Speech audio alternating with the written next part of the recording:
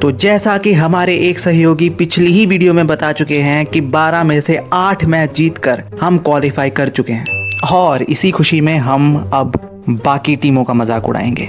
Real life की तरह इस गेम में भी आरसीबी अपने आप में ही एक मजाक है। हैदराबाद और पंजाब का तो चलता ही रहता है, लेकिन चेन्नई सुपर किंग्स सीएसके अपनी हालत को देखकर सोच रही होगी कि इससे अच्छा तो हम बैन ही हो जाते। मेरी दूरदृष्टि बता रही है कि दो फ्रेंचाइज के फैन से एक साथ गालियां खाना काफी होगा, तो इसी खुशी में हम मैच की तरफ प्रस्थान करते हैं। आज हमारा मैच टूर्नामेंट से बाहर हो चुकी हैदराबाद के खिलाफ है। कमजोर टीम को सामने देखकर मैंने अपनी टीम में काफी सारे चेंजेस कर लिए हैं और इसी के साथ तीसरी फ्रेंचाइज के फैंस को ऑफेंड करके हम वीडियो शुरू करते हैं। टॉस में हमने कप्तान केन विलियमसन को बुरी तरह से मात दी। मुझे अपने कोच रिक्की पॉन्टिंग जी की बात याद आई, जिन्होंने कहा था कि टॉस जीतो और बैटिंग लेकर इतने रन बनाओ कि सामने वाली टीम के कच्छे फट जाएं। इसी महान सोच को मद्देनजर रखते हुए मैंने पहली ही बॉल पे जंग का ऐलान किया और सिंगल ले लिया। पिछले 2 मैचेस में शिखर धवन की फॉर्म नीचे गिरी थी और इसी खुशी में उन्होंने चौका लगा दिया।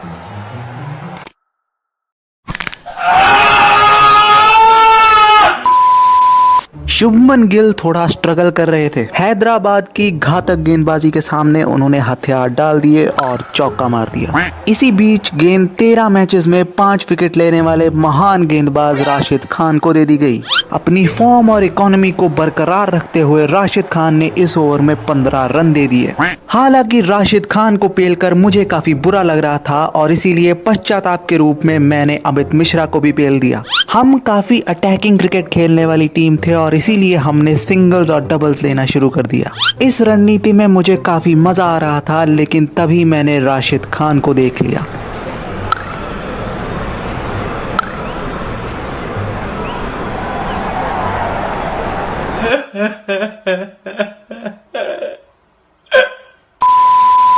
नौवां ओवर डालने के लिए कायरन पोलार्ड को बुलाया गया और मेरी हंसी उनकी बेस्ट परफॉर्मेंस देखकर निकल गई।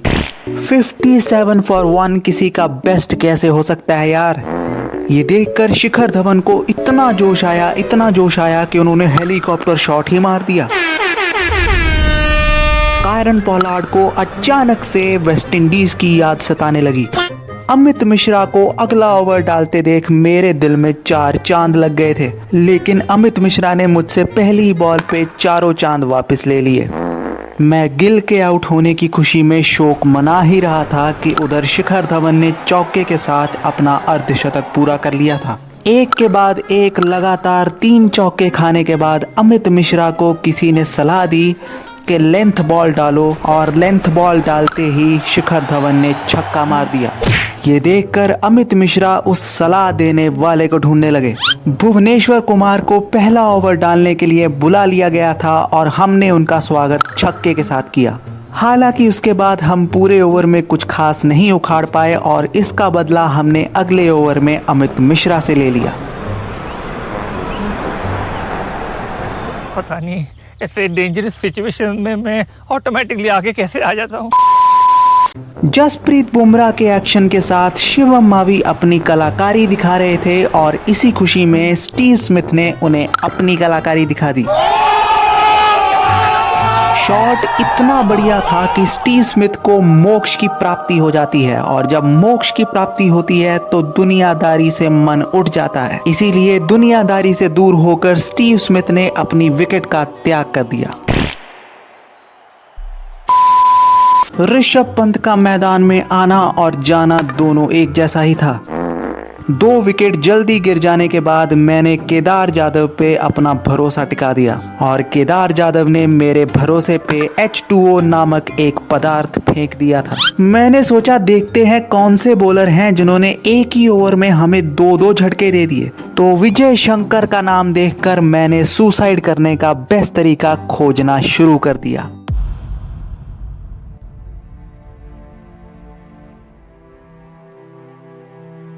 हालात बदल चुके थे, अब हमें पारी को नए सिरे से बनाना था।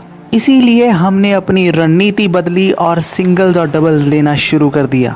हालांकि शिवम मावी को देखकर शिखर धवन का मन ललचा जाता है। एक ही ओवर में 2 चौके मार के शिखर धवन ने मोमेंटम फिर से बदल दिया था। इस बदले हुए मोमेंटम का फायदा उठाते हुए लिविंगस्टन ने अमित मिश्रा को पेल दिया। 17 ओवर हो चुके थे। गेंदबाजी के लिए कायरन पोलार्ड को लाया गया था। लगातार 4 अच्छी गेंदें डालने के बाद कायरन पोलार्ड ने अगली बॉल पे शानदार यॉर्कर मार दिया। हालांकि गेंद को बाउंड्री पार जाते देख उनका दिल टूट गया था। तो लिविंगस्टन ने कहा कि पिक्चर तो अभी बाकी है मेरे दोस्त। 2 ओवर बाकी थे और हम बड़ी ही तेजी से बड़े स्कोर की तरफ बढ़ रहे थे, लेकिन तभी ओवर भुवनेश्वर कुमार को दे दिया जाता है। हालांकि भुवनेश्वर कुमार हमारा घंटा कुछ नहीं उखाड़ पाते। ओवर की आखिरी गेंद पे 2 रन लेकर शिखर धवन ने इस टूर्नामेंट की अपनी दूसरी सेंचुरी पूरी कर ली थी।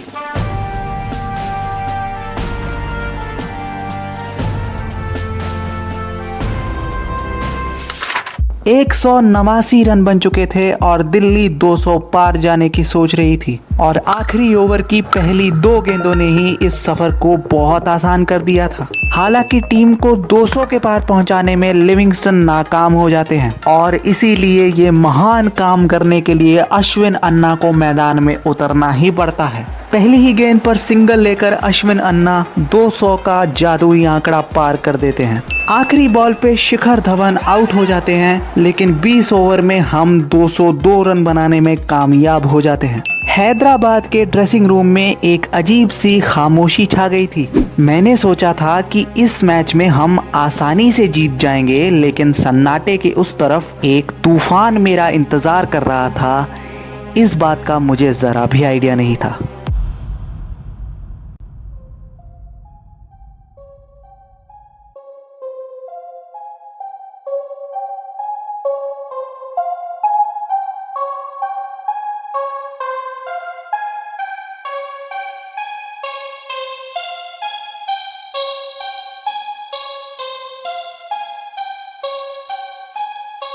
अच्छा, पृथ्वी शॉ पे बात करेंगे, लेकिन सबसे पहले डेविड वार्नर का ये शॉट देख लीजिए।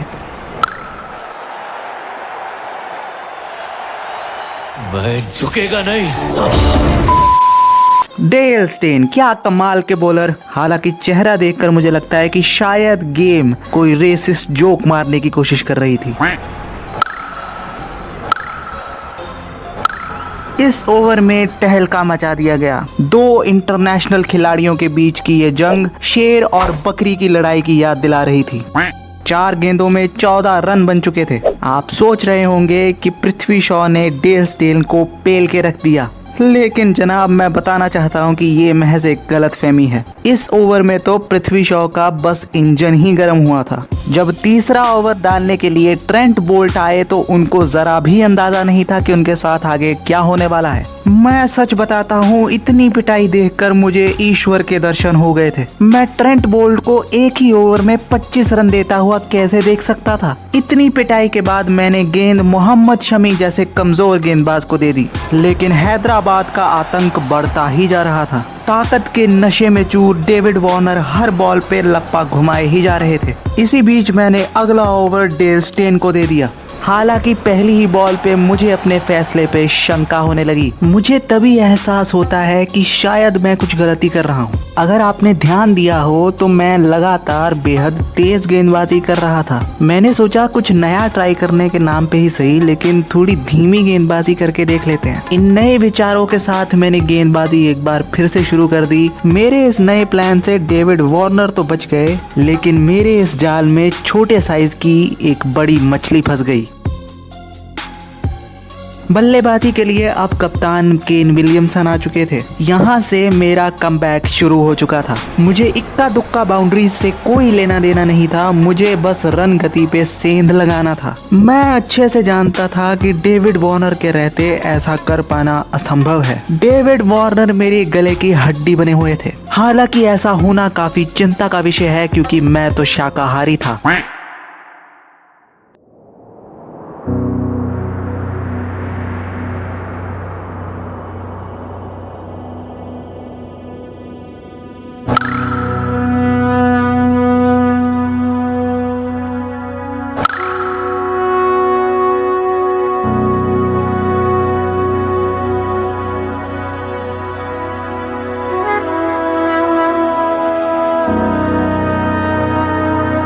जंग जीतने के लिए बहादुरी की आवश्यकता होती है। इसी बात को याद रखते हुए मैंने गेंद ट्रेंट बोल्ट को थमा दी। ट्रेंट बोल्ट ने डेविड वार्नर का विकेट लेकर अपने पिछले ओवर का हिसाब बराबर कर लिया था।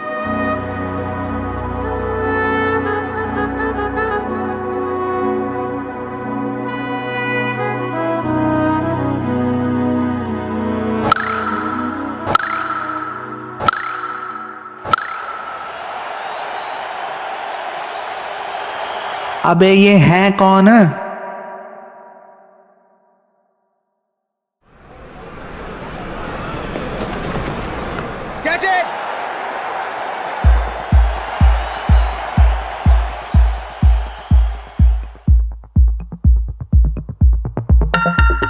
विजय शंकर मैदान में आ चुके थे। गेंद के साथ कमाल करने के बाद अब उन्हें बल्ले से कमाल नहीं करना था।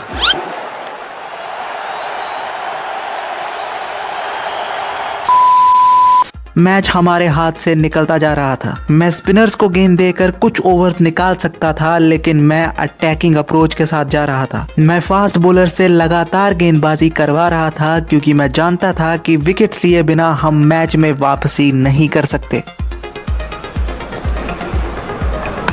केन विलियमसन की विकेट गिरने की खुशी मैं मना ही रहा था कि तभी कायरन पोलार्ड मैदान में आ गए। अब मुझे समझ में नहीं आ रहा था कि क्या विकेट का फायदा हमें हुआ है या मैं रिस्क लेता ही चला जा रहा था। ये ट्रेंट बोल्ट का आखिरी ओवर था और मुझे पूरी उम्मीद थी कि इस ओवर में कुछ कमाल होगा।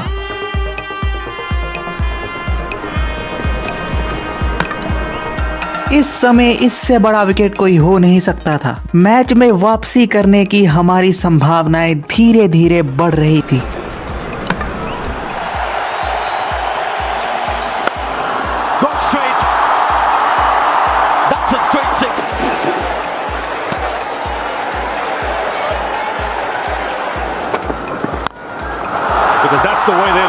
मैं समझ ही नहीं पा रहा था कि क्या हम अच्छा खेल रहे हैं या सामने वाले बुरा, लेकिन हम मैच में वापसी कर चुके थे। अब हमारी गेंद उनके बल्ले से उतनी ही दूर थी जितना दूर मैं हूँ ऑडियंस से। शिवम मावी का मुझे मुंह तोड़ जवाब देना अच्छा नहीं लगा। जब भुवनेश्वर कुमार ने भी एक चौका जड़ दिया तब मैच में हमारी स्थिति फिर से पहले वाली हो चुकी थी। अब हमें एक बार फिर से वापसी करने की जरूरत आन पड़ी थी।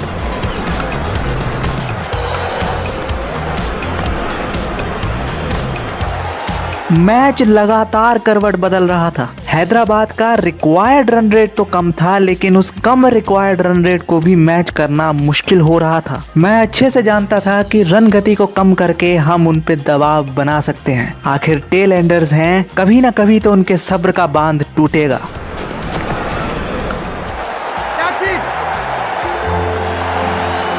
ये जीवन का एक अहम सिद्धांत है गाइस। लोहा अगर गर्म हो जाए तो उस पे हथौड़ा मार देना चाहिए।